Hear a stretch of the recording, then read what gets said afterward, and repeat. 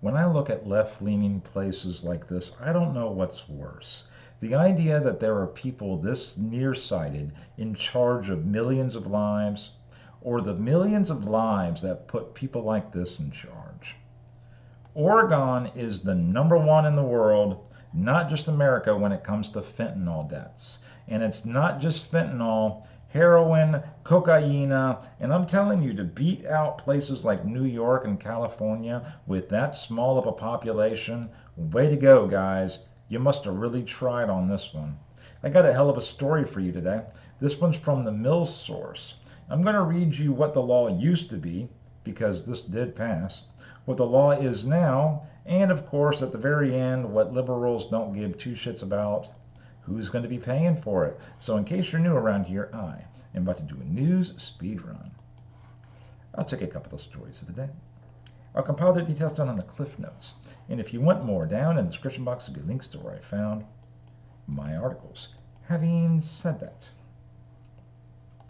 the pros and cons of Oregon's decriminalization of hard drugs. Geez, there's pros?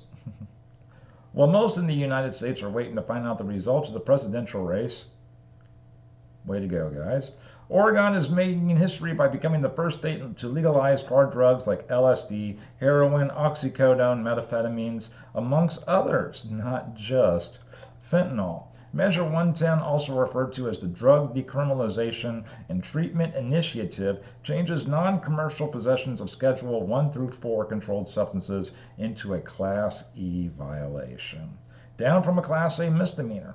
Before this election, the penalty for having an illegal substance was up to 1 year in prison and $6,250 fine. Thank you for putting a space between there.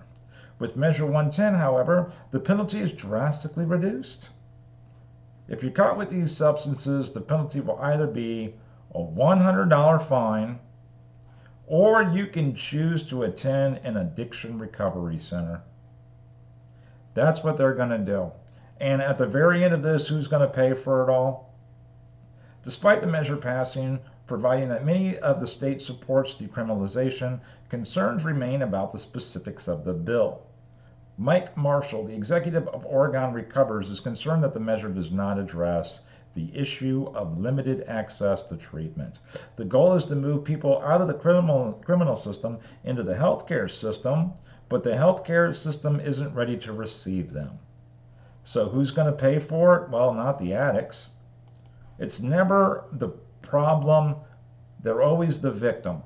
And this is exactly why I can't wait to see who wins the presidential race. This has been Joshua Schrock. I hope you subscribe. Thank you for your time.